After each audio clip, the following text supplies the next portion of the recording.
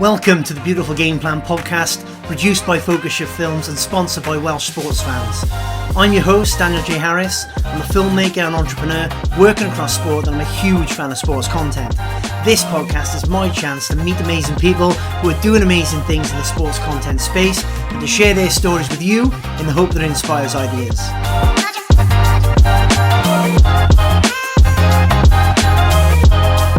So on today's episode, we have the amazing John Salako, former professional footballer, now working in business, finance and the media. John, welcome to the Beautiful Game Plan podcast. It's great to see you again. Can you give us a brief history of your career within football? Like, where did it all start for you? As a 14-year-old at Crystal Palace, joined the academy. Alan Smith, they picked me up. I think Palace had disbanded their youth, their academy, and they started it up again. And the first two players they signed was myself and Richard Shaw. And obviously the year after, I think they went on to sign people like Simon Osborne, Gareth Southgate, Chrissy Powell. And really the academy flew from there, signed apprentice. I was last of the apprentices. Then it became the YTS at 16. Richard was older than me, so he had his 18th birthday while I was still 17. And we signed at the same time, pros at 17. And then, trying to break into that Palace first team. It wasn't until I came to the mighty Swansea, the Jacks, and had a wonderful time playing for them, played in the Cup Winners' Cup against Panathinaikos, scoring goals. And that's really when offers came in flooding from Tottenham, Man United, Liverpool. Stayed at Palace. Fortunately, I had knee injuries, got into the England side at 22. And then unfortunately I had a couple of knee injuries, came back, joined Coventry, Ron Atkinson and Gordon Strachan. And then went on to sign for Kevin Keegan at Fulham, Kerbishley at Charlton, a very successful period for Charlton, winning the Championship, finishing 7th and 8th in the Premier League. Had one and a couple of years at Reading, 2.5 years, which was nice, and then one final year with Martin Allen at Brentford. Took me to 36, which I was delighted with, especially with the knee injuries and the way everything went. So 600 odd games, sort of 45 goals. And the only thing I would change is I would love these new pitches, and I would be a lot more selfish. I was quite happy to be controlled and told that I was an assist man. I was a winger. I created for Wright and Bright and Dublin, and I created for those kind of guys where I like it now, because I would have been a little bit more selfish, and goals make prizes. So I'd have been, I would love this 4-3-3, in days of 4-4-2, when you track back, doubled up with your full back, and you had all that work to do, probably covering 12 miles every game, working your socks off just to give it to make the superstars of the centre forward. So fantastic time, and really enjoyed it. So Palace was favourite time. We got to sort of cup finals. That was really quite special under Stevie Coppell. That's a great time at Reading, and loved time. Brentford was a lovely year too. So it's difficult. I think everyone always thinks football's wonderful, but actually moving clubs is stressful, and sort of fitting in and having a good time and sort of being able to play and get to the levels that you want to don't always happen. So absolutely loved it. And the worst question anyone ever asked me, do I still wish I was playing now with these lovely pitches, with all the money, with everything that goes with it? Of course I would, but you ask someone, would they love to be young again? Of course they would, but you can't. So you've got to get on with it. So I do all the home Palace games as a match day ambassador, and I see a lot of Premier League games and a few Football League games, but watching the Premier League now is just sensational, with the pitches, the coverage, the razzmatazz. It's a worldwide phenomenon, and it's just exceptional. So I'm so jealous of the modern day players. Yeah, well, I think that brings me nicely on to my next question. You had nearly 20 years in football as a player, and I'm sure across those 20 years you saw it change massively. And you've just alluded to how the pitches have changed and the kind of razzmatazz. What are the biggest changes you've seen since your playing days then, apart from the pitches? Well, do you know what? I mean, obviously it's just the money, the global. The Premier League is the biggest league in the world. Everyone wants to watch it. Everyone looks at it. The style of play is a lot different. I don't think the product is as good as as the infrastructure around it and the real sort of the media coverage and how big the game is. I think we've got to go back to football is an entertainment industry, and you have to deliver for the fans. I think football survives on this nucleus of real hardcore fans that would go anyway, and the atmosphere is great, and they really do will players on. But football always changes and goes through fads, and at the moment it's playing out the back, it's playing a ticky-tacky sort of Guardiola football, and that's not English football. It's not the way we play. If you're in the sunshine, you play, the South American play futsal. They play ticky-tacky football from when they were, from 6 months old. So they're used to doing that. They're used to skills, and they have these natural wing mirrors, and they have this natural effervescence and flair and skill. And the Spanish have it, and in a lot of the hot countries, Ronaldo in Portugal, the way he grew up playing futsal, playing on the beaches, playing, in the streets, that is a different kind of football. But, I don't, a lot of what I watch isn't great from a purist football, and made me sound old now, because I think when I watch football 15, 20 years ago, that was football, where you could make a tackle, VAR, as good as it is at times, and it is just a disgrace the way it's looked at. Whoever's looking at VAR and the way they run it is just so bad. It's killing the game.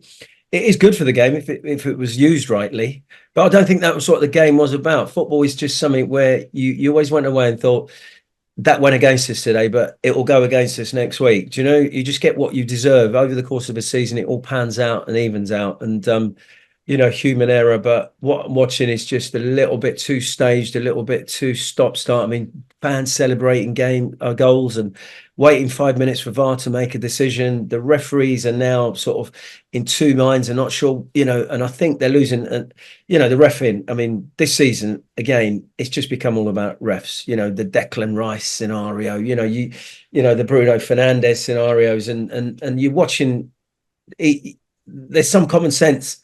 But then in other ways, there isn't. In our day, there was common sense. The referee talked to you, talked to them. You could make a tackle. It was swashbuckle. You could, people wanted to see that. And that's the way you play the game. Yes, we do want to get rid of all the really nasty, horrible leg breaking and career ending tackles. Yes. And I know what that is. Most pros know what that is. But referees and people watching VAR don't seem to know. If you're telling me that Madison, the Bruno Fernandes or Madison, it was a booking. It was just so stupid. It was so innocuous. But you see these incidents that just should be managed so easily. But I'd love football to go back to a little bit more entertainment. Rather, there's too many goals where defense give it away in around their own box, and then it's one pass, finish, goal. It's like, that is an entertainment. It's not. And we have to realise that. And the game has to change. We can't keep doing that. Get the ball forward. Let's go and box it over there. Get crosses in, get corners, get free kicks. Let's have open play. Let's start having people running behind and create. There is a bit of that, but there should be more of it. Yeah, like I'm in the minority. I don't like watching Pep Guardiola football. I thought his Barcelona team were incredibly boring. And that's not a popular opinion, but I don't like it. I think 90s Premier League football, like you said, was swashbuckling. And that was exciting. It was end to end. It's not 10 men behind the ball on the edge of the box. It was go for it. If you look at the start of the Premier League, 92, and then, sort of the 90s, the 2000s, that was sensational. It was incredible. The Man United, obviously, with the top teams, your Newcastles, you obviously Arsenal's and Tottenham's, that's what, you want to see, that kind of Thierry Henry's, Ginolas, Les Ferdinand Shearer's. When I watch that football, it's just so exciting. When Blackburn won it, when Leeds won, you just watch the wingers and the midfield players could get it. It was 4-4-2, but it was fluid. It's fullbacks overlapped and got forward, and you had proper wingers and proper centre forwards and proper men in midfield where it was win that battle. And again, I don't sort of feel I'm sounding old, because I think football's just a simple game, overcomplicated by coaches, and they want to be smart, but not everyone can play that way. It's like I'm watching Vincent Kompany trying to play out the back with Burnley, and you're like, what are you doing? And you're going down, but it's all right because I've got a plan, because because Bayern Munich like what I'm doing, and I'm managing Bayern Munich and good players. It's like, oh, right, okay. It's like, but poor old Burnley, stuck in the Championship. It's like, whoa, okay. This is Yeah. So, it is strange in a way, the way the game works, but it is what it is. I mean, when I got injured, I started working. One of the first things I did is I went and covered the African Cup of Nations with Neil Duncanson, who was a Palace fan. He made all that content for the African Cup of Nations and different bits of content for the BBC. And I was like a roving reporter, and really opened up my eyes. And then I went through the 2002 World Cup with the BBC, again with Neil and his team, and it was just so fabulous to watch the tournaments from a journalist point of view. But the football was phenomenal. I mean, sort of Japan and Korea in 2002 with Ronald D. I was watching Brazil train, and the best people in the circle in the keep ball were the keepers. So there's no surprise that Allison and Edison are the best keepers, and Martinez, but because they just played. They played futsal. They played as kids, and then they went in goal. And we don't do that. We don't play like that. So if you're Brazil, you can play like that, but they still have that midfield enforcer. When Arsenal were winning, you still had to have your Vieiras in there to get the ball and pass it like your Keanes with, and give it to the players who could play. But I think with England, I kind of it's hard to watch. It is really watching paint dry. It is so painful. It's scary. So, but if we went back to the way we play and what we're about and our DNA and the essence of what we're good at, we would be fantastic. Everyone said, "Oh, England are so good. We got all these players," but we don't play them in the right way. We don't play them in the right positions. We don't play the right kind of tactics to win anything. So it's like, okay, maybe we'll learn one day. But from that point of view, I mean, God, when I played for England, you got the ball wide, Stuart Pearce behind me, and sort of got Lee Dixon and Gary Neville the other side, and you got wide players, and then David Platt getting in the box, and then Gary Lineker, and I don't know. It's like I just sound old, don't I? But but this is it. It has changed massively. And one question I want to ask you. So the 90s Premier League football, you had some amazing players, and they were kind of luxury players. They're allowed to do what they wanted to do. So Letitia, Ginola, Cantona, yeah, would they fit into a Guardiola team or a Mourinho team? So Mourinho worked with Joe Cole, and Joe Cole wasn't good enough. He had to work harder for the team. He had to do more for Mourinho. And you've then got Guardiola. Everyone's got to do all this work. Would a Cantona, a Letitia, a Ginola, would they survive in football now? absolutely. But that's what's wrong. I think that's what's wrong with the game. So when you've got sort of got your Mahrez, I love what he did with players, and he does give them that work ethic. But drop into a hole when you dominate the ball, you don't mind doing so much of that. But of course they would. I mean, these guys were true legends and greats, and this is what, that's why that's such a good question, because those lads were so good. They had teams around them, and they played, and that's probably why Letiz didn't play enough for England. And perhaps, you're sort of talking about a luxury play. Cantona, I can't really remember it much off the ball with Cantona, but what he did on the ball. Yeah. And it is difficult. The modern game has changed, but if you can build your team around a player, and you've got a player that special, you do it. You give Ginola the license because he will do enough going forward. Now, why that's such a good question is if you do want to win championships and you do, you want the team to play a certain way, then it's difficult for them to fit in, but they've got to do a bit more. They would have to do a little bit more off the ball, out of possession. You're right. But with a view, Lionel Messi, Ronaldo, you're talking creme de la creme. You're talking your Ronaldinhos, you're talking your Rivaldos, you're talking, when you've got those kind of players. I mean, Ronaldo, the Brazilian Ronaldo was arguably, it was one of my favourite players. I mean, Maradona was my ultimate favourite player. When you've got players like that, you don't want them, but we're not making players like Zidane anymore, Zico. We're not really creating those players, and that's my big worry. Is we're not creating these real legends, real proper iconic players. And I think that's what we need as England. That's we need to find a true world-class talent that can just change the game on his own. And if you find that player, then you've just got to let him play. Do you think then maybe, because this brings me on nicely to my next question, do you think it's the stuff around the game that's maybe stopping that? You talked about the Brazilians playing futsal on the beach. It doesn't really happen anymore. They go into academies at 5, 6, 7 years old, and then they're kind of groomed from a young age to play a certain way. So does that, are we missing out on those mercurial talents that just have this natural ability, and that natural ability is being hammered out of them a little bit by the academy system that wants them to fit into a structure? No, absolutely. You are absolutely spot on. That's exactly what's happening in the game. You kind of manufacturing, you kind of creating this player. It's not like that. Football isn't like that. Football's like music. You know, you can't do that with music. You don't go into a factory and say, right, this is kind of music we're going to make. What you do is you get a talent and they make music. And when they go into that recording studio, they go into that music company, they go, wow. Oh my God, because they're playing in their bedrooms, they're playing on a stage, they're busking. Ed Sheeran's on the street, playing, singing, writing. This is what I've got in my soul. It is samba, it is music, it is life. It isn't an academy going, right, you're 5 years old, right, let's pass it right foot, let's pass it left foot. You know, it's like, what are you doing? I'm looking at these kids. Go to school, go and play football, go and play with your mates, play down the park, put the jumpers down, go and play futsal, go and play do athletics, do gymnastics, be strong, run around, ride your bike. The kids are weak now. They're soft. They're pampered. They go, I turn up. You okay? Here's some new kit. Right, we're going to go out for half an hour. We'll do a little drill. Go with the sports scientist. Yep, let's do a little bit of passing. It's an entertainment business. You've got to let these kids off the leash and let them play. Let them play. We're trying to fit Foden in. We're trying to fit Grealish in. You know, these kids are like, are you okay to play there? You're right. Yeah, you just play in the little hole. You go and play in there, and it's like, what are we watching? We've got all these great, like, I keep going back to England. You have your big positions. You've got Bellingham. Build a team around him. Don't worry about, we need to fit him in and fit him. You got Bellingham, Kane. You start Saka on the right. You know, you think, right, what's the shape we want to play? What's the team we've got?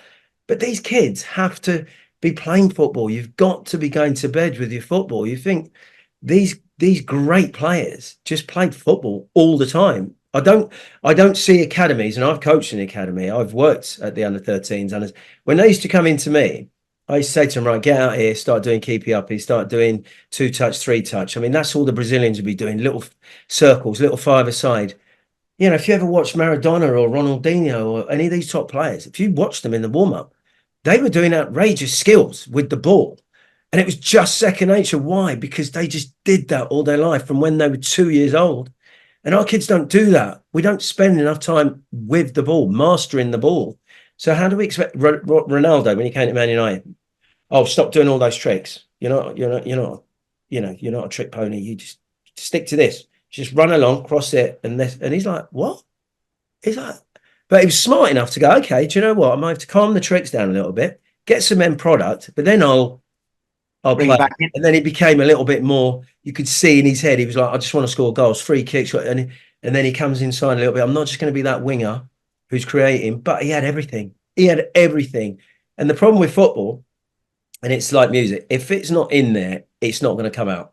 It's got to come out naturally. Because when you're under pressure and there's 60,000 people sat in a stand and you're under pressure and that fullback's coming to kick you up in the air, you got to produce that magic in a moment. It's got to come from just where you've engaged the brain. It's in there because you've done it, and you just produce it. You know it's in there, but you know you don't have to think about it, and that's what Ginolas and Letiziers and Ronaldos and the great players could do. If I'm asking you a question, academies have just become a place where they're just churning out players. 1% get through, the game goes on. What happens to the other 99%?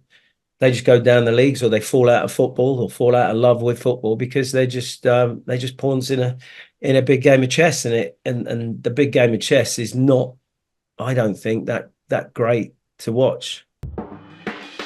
Sponsored by Welsh Sports Fans and their award-winning Riverside Sports Bar, an American-style sports bar with a distinctly Welsh feel. Great food, great atmosphere, and all the sport, as well as a range of Welsh products at Wales' #1 sports bar.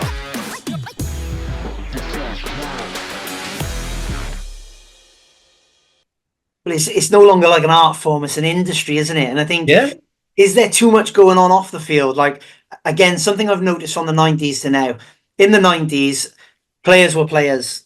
David Beckham was a very rare one in terms of building his own brand away from the pitch. Whereas nowadays, lots of players seem to be building their own personal brand and building their businesses on the side. And people like Jesse Lingard and Marcus Rashford have got a lot of stick for not concentrating on football. Is there too many things distracting them? Are they trying to build too many things? But then at the same time, your career as a player is so short. Should you be thinking about what you're going to do after football and lining those things up? Because a tackle could come in tomorrow and end your career. And if you haven't built that personal brand, you've got nothing else. Where do you sit on all that sort of stuff? Yes, there's way too much going on off the field. I mean, David Beck started it, fantastic, great looking boy, had a team around him and built a brand. And that's where it sort of fell out with Sir Alex. Sir Alex was like, listen, you've got this brand, you've got this pop star wife. Look, this has become a little bit too much about you. You're just going to get your head down and play football. He's like, otherwise you've got to move on. And Sir Alex was the best at moving on. Stamp, you move him on, your Inces, your Keens, you move him on at the right time for different reasons. But yeah, I mean, these kids now, look, they're coming in, they're earning great money. Football is what you do. That is what it should be about. They should just be concentrating 100% on football. They're earning incredible money. They're building great brands without even trying. They can do their Instagram, their TikTok, whatever they want to do, building their brands. If someone else is doing it, there's a little bit of time to say, look, I've got a little clothing brand or whatever. If it's not taking up time, it's not what you do. Marcus Rashford can put his name to any charity he wants and feeding the kids and whatever, which is phenomenal, which is fantastic. And a lot of lads do a lot of great work, put their names to it, and they give a little bit of time and they help raise great money. But your focus 100% has to be football and to the club that's paying your wages, and you should be delivering the best of you to that club for that contract. And what will happen, you'll naturally build a brand, you'll naturally get to a point where, like I don't really know who, when I look at foreign players like Zidane or sort of Figo or, all these lads, even Ronaldo and Messi, I don't know who their wives are. I don't know what they do. They're now in few adverts, but they just play football. They just love, Ronaldo's desire to be the best footballer in the world is just insane. And I don't understand why footballers don't look at that and copy that. It doesn't seem to be like Lionel Messi. It's just all about football. For the top players, if you ask anyone when they played, your Bergkamps, your Vieiras, your Ian Wrights, your Shearers, your Dwight Yorks and Coles, and it was just all about football. But that's where they live. That's their theatre. This is what we dream of, and this is what we live for. But I don't know. I think there seems to be more now for the kids because they're earning so much money. Why do they need to earn more money? Why am I doing a shampoo advert? Why is I'm sort of looking at it thinking, how much is enough? Why am I doing an advert? It's another 50 grand. Why? But I've got to go and do an afternoon's filming. I've got on my day off, I'm going to do this filming. And you're thinking, well, actually, do I need to do that? Do I need to stay home with my family because I'm away a lot and just get some rest and chill and think about football? Maybe watch some videos or, maybe watch some old World Cups and think, oh my God, look at Brazil in '82. Wow. How was that? Oh, is that what it's about? That's where it lives, but I don't know. Yeah, that is the essence of it. I think football is now everyone wants to be like a film star or a pop star or we footballers, your George Best and that started being the first iconic stars when they were real, what do you call them? Celebrities. It's like celebrities. Footballers being celebrities. What is that? It's just play your football. Get on with it, It's not like, I don't understand it. It should just all about be focusing on being a footballer and the best footballer you can be. As you said, it's a short career. It's a small. And I know you've got to half think about it. That's where you have insurance. If you get that tackle, you have that £10 million policy that says, like, if my career's over tomorrow, I'm all right. I'm earning great money. Don't need to worry about that. I can just focus on delivering 72,000 people at Old Trafford. What are we watching? What are we watching?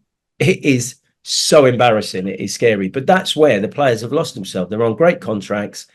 And it's typical. Sir Alex Ferguson must sit in that stand and be in tears. He just must be dying and breaking up inside because Not the they same just all club that lost. They're you lost. used to run into. They're selfish prima donna people that are just taking the absolute piss. They got great contracts. Nothing you can do. Leave me out. I'll pick up my 300 grand. What are you going to do? Well, that wasn't good enough. Okay. Well, what are you going to do? I'll go somewhere else. It's like, with some of the lads, like, obviously like Lingard, Rashford and Sancho and those boys, they just got too much going on off the pitch. They just need to focus on being football players, to be honest. And that's one thing that really annoys me, because given that chance to be that player, that's what I would be. Yeah, it's interesting, isn't it? And I think social media plays a part in all this as well. Everyone's kind of looking at each other and kind of trying to build their online profile and that sort of stuff, trying to build their audience. But social media is a double-edged sword as well, isn't it? Do you mean that's something that's changed massively since your day? You could go, like, I think we've had conversations when you were down at Swansea and you were like the night out down on Wine Street, and you could kind of get away with those things. There weren't mobile phones and social media to kind of capture you. The players now don't seem to have anywhere to hide, do they? Do you mean, what are your thoughts around social media and football and how that's changed? Do you know what? Mobile phones and social media is so poisonous for the kids. It's a toxic environment. It's just something that is just doesn't. It's just so bad. It's so evil. And I feel more for our kids. The kids are just watching and doing this now, and it's so sad. They spend all their time on Instagram, on Twitter, or is it X now, or whatever it is. TikTok, watching other people living life. Just go and live your life. Get out there, go and play with the football, go and play your music, go and work on what you do. Go and I say this to my kids, and I say this to any other kid. Don't sit watching other people doing life. Go and live life. Go and run around. Go and ride your bike. Go and be with your mates. Go and play sport. Go and make music. Go and do whatever you're good at. There's a whole life out there to go and run, hop, skip and jump and be grateful about, rather than sitting on a phone looking at that. And it's very sad that players, I just have someone should just be doing your social media. Oh, great game today. Good goal. Glad we won. Or, if you've lost, say, oh, I'm really sorry for the fans. Wasn't good enough today. We'll be better next week. Let someone do that for you. You don't need to look at that. You don't need to look at what people have to say, because not a lot of people with anything nice to say are on there. There's so many haters. It's quite scary, the environment and the toxic world we live in. And they know this. So why bother with it? Just dip in, do whatever because it's good to, the one thing it is good for, you just feel you're part of it. Oh, here's us. Have a nice day with the family, or look, this is us in the dressing room. I really enjoyed the win. They like that. They've got a chance to get a little bit closer, because before you used to be able to get to the players, when you came to your car, or, if you go down the training ground, people could access players, but now you come out, you straight out, you might get the odd picture or the odd autograph, but you can't get near them. You can't, they're in private member bars or places that have just got security now. You wouldn't, it's very rare you'd see, sort of, I think, was it Tonali that went down to Weatherspoons and had a meal when he first signed for New? Brilliant. People are like, oh my God, it's Tonali Saturday. Just, players just don't do that now, because it's, they're a little bit more aloof. They're a little bit more exclusive. And I can understand why, when they don't want to get that abuse, but it's nice to have that interaction and that human touch. You're just another ordinary person lucky enough to be playing football for a living, which all the lads are. I mean, I live, sort of, you see Declan Rice locally. I mean, you just want to go somewhere nice with your family. You don't want to get any abuse, and you don't really want to get involved in any altercations. So they tend to keep themselves to themselves. But that, again, is out of social media, out of just this toxic environment there is for people wanting to just be nasty, and don't particularly want to be nice and kind. So that is a big worry. Yeah, it's the internet's an amazing thing that's brought the world closer together, but also given every person that wants to be a knob and abusive and hide behind a screen the opportunity to shout things out and not be accountable. And like we've seen recently with Brennan Johnson, he had a load of abuse. Like, he went to Tottenham, do you know what I mean, for a big fee, a little bit of hit and miss, but are still a young talent. Yeah. Lots of abuse on social media. He's come off it. He's scored 6 and 6 for Spurs. I think that kind of, the proof is in the pudding there, isn't it? Forget about all the nonsense, get off social media, go and play football, score goals, and that's the best way to shut people up. Yeah, I mean, before, we would pick up the paper, or you go to football. Listen, you're going to get it off your own fans. If you play, look, it's the Lion's Den. You go out in that theatre of dreams. People pay good money. They pay great money. They come a long way, and for them to bring your kids, to come, to buy the ticket, to get some food, get a program, get out there, and they're passionate about it. They've got very ordinary, mundane lives, and they come and they want to be lifted and taken somewhere on a Saturday. And if it's great, they are wonderful. And if it's not going so well, they will give it to you. And that's where you've got to be thick-skinned. You've got to get you've got to get your tin helmet on, and that's where you've got to work and deliver for those people. And when you don't, you say, I'm sorry, I'm going to go and work harder. But when you do, they will be phenomenal towards you, and you will get the rewards for that. That is part and parcel. Someone like Brennan Johnson, you talk about people like Rashford, and I mean, you can't be fragile in this game. You've got to be strong-minded. You've got to understand how the game works. Now, Brennan Johnson came for a lot of money, a lot of hype, 50 million, Nottingham Forest, didn't hit the ground running, was a little bit hit and miss, and it was a little bit not quite, and he is going to get it. But what you've got to do is you've got to feed off of that. You've got to go, and you've got to be able to look yourself in the eye. Don't go into that bar and your agent going, oh, you did all right. It was the others that let you down, or, yeah, that was okay. No, it wasn't. You need the right people around you saying, that wasn't good enough. Let's go and work. Let's go and work at that. Your movement. You should have done that. Let's go and work your clips. Let's go through that, and then we'll work at that in training. You could pass, follow, pass, move. Just slow yourself down on that cross. You've got Timo Werner. He's another one that's lively, great lad, but just erratic. Just slow yourself down. Just get that little bit, and you've got to work on it. Go and work on your weaknesses. You work on your strengths. You work on your weaknesses even more. Your crossing, slowing yourself down, your touch, your movement, not running offside. That little bit of composure in front of the goal. But you feed off of that, and it makes you a stronger person. It makes you a better player, because you go and say, right, no, I'm going to go and work on that. And he's bounced back, and that shows true character. He's now scoring goals, and he's a talent. That boy's got it in there. So he's lightning fast, just got to just get the little bits right, which he's doing. I think he's got 6 in 6, phenomenal for a wide player. And, Spurs need that right now. Solanke settling in.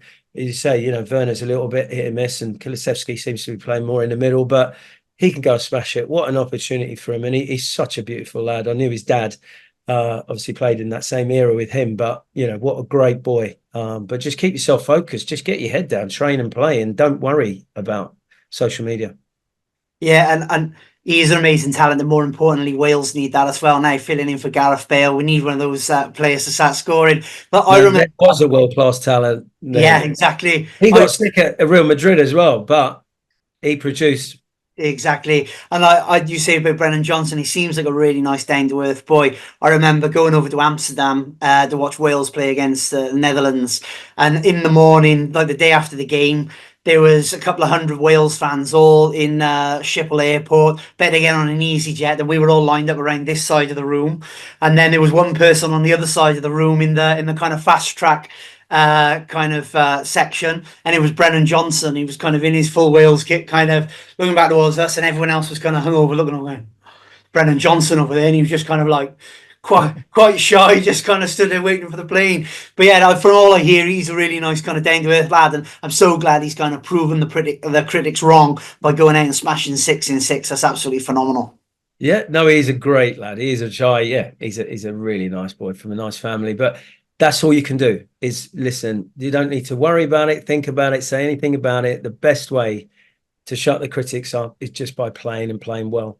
And that's what, that's what everyone wants. You are going to have the odd off games. You are going to have a rough time, but you've got to be strong enough to know and believe in yourself. But it's just in the hard work. It's funny enough, the harder you work, the luckier you get. And those boys have just got to get their heads down and play their football. But he's going to be a superstar. Brennan is going to be, I think the world's his oyster. Good. So thank you very much for chatting to me today, John. I think that's been brilliant. We've gone through plenty of 90s nostalgia, which I absolutely love. So just before we wrap it all up, can you just tell us a little bit about what you're doing now? Yeah, incredibly. Obviously, I fell into Sky Sports. I did my coaching badges, applied for a few jobs, and sort of really enjoyed the media side. Always enjoyed coaching. So as I say, I've worked in the Palace Academy. try and do more of that. I've had two new knees in the last 18 months, which has given me a new lease of life. Obviously, with the coaching and stuff, I think for 10 years I really struggled with being out on the training ground with my knees and stuff. So really, I've just got into real life stuff. So property development, property finance, business finance, sort of bridging asset finance, which is quite cool. I work with a lot of nice businesses who are buying lovely bits of kit, big trucks, cars, machinery to make all sorts of things, which is wonderful. It's just an industry really, which I'm really enjoying. Life outside football, but I still love sort of dipping into the media. So I'm still working with Palace on match days especially, but trying to do a bit more with them. So really, yeah, involved still in my first love of football. Still love it very much, and really just getting by day to day on real life stuff, which I'm enjoying as well, because there's a big, lovely world out there with some nice people in it, and there's lots of business opportunities. Yeah, and you helped us with a little bit of finance when we were making Tosh. Yes, helped us with a little bit of finance, helped us get us over the line and make the film. So yeah, thank you for that as well. Yeah, it's incredible how many boys are. I think Paul Miller, I see quite a lot. He works in the city, but there's a lot of lads that gravitate. There should be more that gravitate into the city, into life. They could, they can be whatever they want. You've got some lawyers, you've got accountants. I think Andy Johnson, I see quite a lot. He works for an accountancy company. He's in finance as well. He's now doing a magazine. Massively busy, and there's loads of things. Marlon Hayward does his cars, and the guys do a diverse range of things, but you just find yourself, you fall into some really nice things that can be actually very enjoyable and very satisfying. So it's great to see the guys. So I think I just meet so many people who just think footballers are just one dimensional, not that bright, not very nice people, but actually I think they are. So I'm a great ambassador of footballers. It's just given the opportunity. I mean, the rugby players and the cricketers get a better education because they go to uni and they've got that pathway through uni. So everyone sort of thinks, and they sort of more, I suppose their feet are more on the ground because they're closer to real life. But there's an awful lot of nice footballers out there, and I just wish they just stop worrying about what's been said about them and just express themselves and show the true qualities that most of them do have.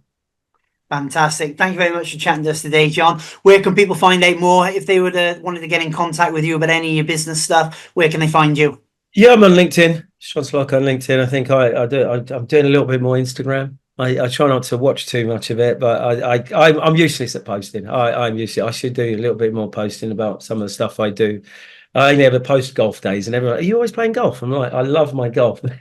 I'm not quite Gareth Bale, but yeah, LinkedIn. Obviously Twitter or Instagram, any of those usual routes. But a lot of people come to me through LinkedIn, just sort of drop me a line. Can you do a podcast? Can you come and do an interview? Can we talk to you about that? And a lot of people say, just looking for finance, whether it's invoice finance, asset finance, or I see you doing that. Is that okay? And then I'll obviously drop them my email, and we'll have a chat and go from there. Fantastic. Well, thank you very much, John. Wish you all the best with it, and maybe we'll have a catch up and have a beer soon. Absolute pleasure. Thanks, Dan. Take care. Don't forget to like and share this episode and subscribe to the channel for more content.